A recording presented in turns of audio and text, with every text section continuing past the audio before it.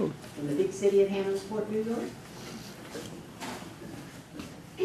Well, if you're a book addict, one of the fun things about it is arguing back with some of the writers that you're reading. And of course, writers have been talking back to each other ever since Plato argued with his student Aristotle, right?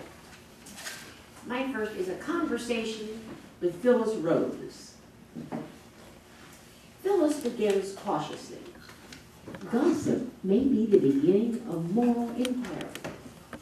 Of course it is. And thank you, Phyllis, for bringing into the open of public discourse such a basic truth about the education of the young.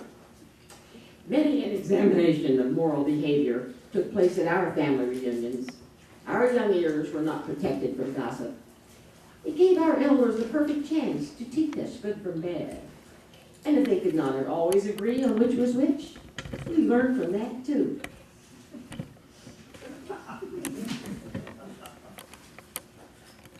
Conversation with Alexander Pope.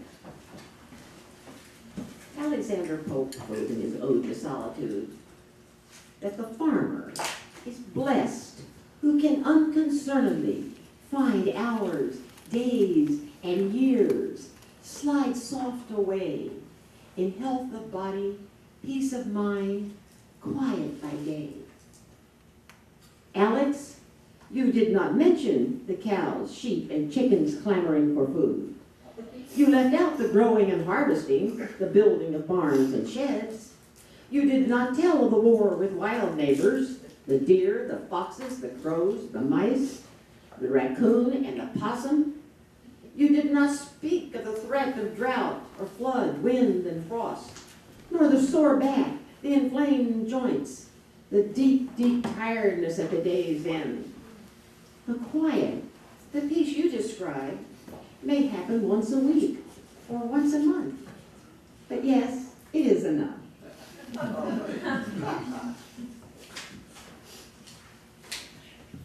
Conversation with Alexander Hertzen. A long article in the New York Review of Books. Alex, you have said that there is no future. There is only possibility, opportunity, with a little chance thrown in. So our choices matter. If this is true, that humankind has an infinity of options, and that our decisions make all the difference, then we not only have the burden of forming our own future, but those of the future will blame us for any weakness in the chain made when it was our turn to forge new lengths, to weld repairs. Do we not blame as well as praise our sisters and brothers of the past? Now we are the future of the past of the future.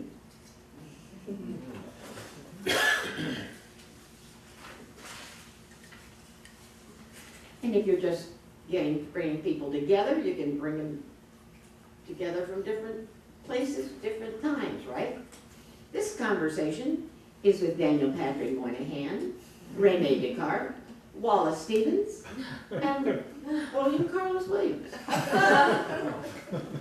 Moynihan starts, you are entitled to your own opinion, but you are not entitled to your own facts. Rene chides, but Pat, science would never advance if we did not each have our own facts. I side with Rene. I can see for myself. We fight over ideas that we base on our facts. We have different opinions, so we have different facts. Wars are not fought over different opinions. They are fought over differing facts. We have learned to tolerate each other's opinions. We must learn to tolerate each other's facts. Wallace Stevens says with a grin, the squirming facts exceed the squamous mind. William Carlos Williams speaks from his corner thoughtfully, firmly.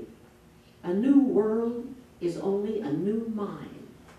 And suddenly, our conversation opens out into fields without limit. How's time coming, Jennifer? Well, you're fine. You're halfway there. Okay,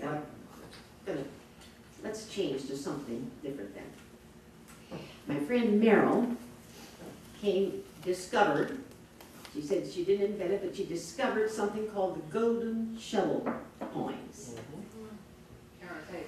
And correct me if I tell you it's wrong, Meryl, but you choose a line of poetry or that you love, that you want. And you write a poem, and every word of that quote is the end of a line in a poem. Is that more or less correct? Yes, so if you read the end of each line down, You have your quote. Well, the original Golden Shovel was started by Terence Hayes, who's a poet, Oh, good. and he took a whole short poem and wrote a very long poem, but each end word is from the short poem. Right. We real Done. cool. Thank you, Ricky. Gwendolyn Brooks poem, We Real We Cool. real, yeah. The we gold, real the cool. pool players at the Golden. Yeah, yeah, yeah. seven at the Yeah. Golden Stone. Yeah, seven. Yeah. Thank you. Now, we all know where we are, right? Okay, I chose a wonderful poem by Howard Nemeroff. 2 lines from the poem. The first line is, "The world is full of mostly invisible things." My poem, Knowing Power. Since the beginning of time, the world of humankind was and still is dependent on the wise ones, full of their own importance, of their own skill, but mostly over their power over the invisible mysteries, their knowing all things. And another line from Nemiroff's poem is, "The grand confusion of the world." Grand confusion. Zimborska, too, knew the thrill of possibilities, the grand chaos, the rich offering of confusion.